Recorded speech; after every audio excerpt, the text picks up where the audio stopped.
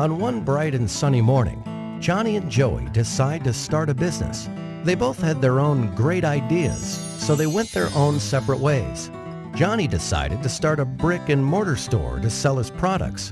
He rented out a nice building at a nice location. He hired a couple of salespeople. He printed brochures and flyers and direct mail pieces. He advertised in the local newspapers.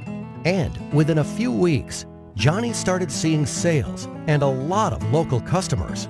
Johnny was excited, but he had a very high overhead and a very low profit margin, so he decided to wait to see some growth. Joey, on the other hand, decided to start an online store to sell his products. Joey got a nice-looking website with a nice little name. He hired a content writer.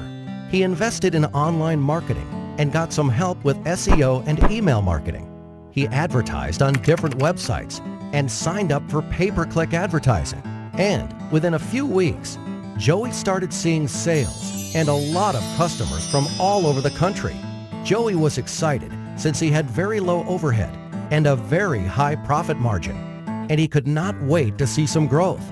A year passes by. Johnny was still in the same building with the same salespeople and the same marketing strategy and the same local customers. His overheads were still very high and his margins were still very low, so he decides to wait another year to see some growth. Joey moved to a new office, hired more people, and kept getting a lot of new and repeat customers from all over the country. His overheads were still very low and his margins were still very high, so he decides to start another online store to sell a different line of products. Another year passes by. And on one bright and sunny morning, Johnny and Joey meet again. Joey tells Johnny about his new marketing strategy, and Johnny realizes his mistakes. Traditional marketing can only get you so far. Think local, but act global. So this time, Johnny went back and fired his rusty salespeople and fired the old-school ad agencies that did the brochures, flyers, and newspaper advertising for him. He hired a good web company and outsourced all his online marketing to them.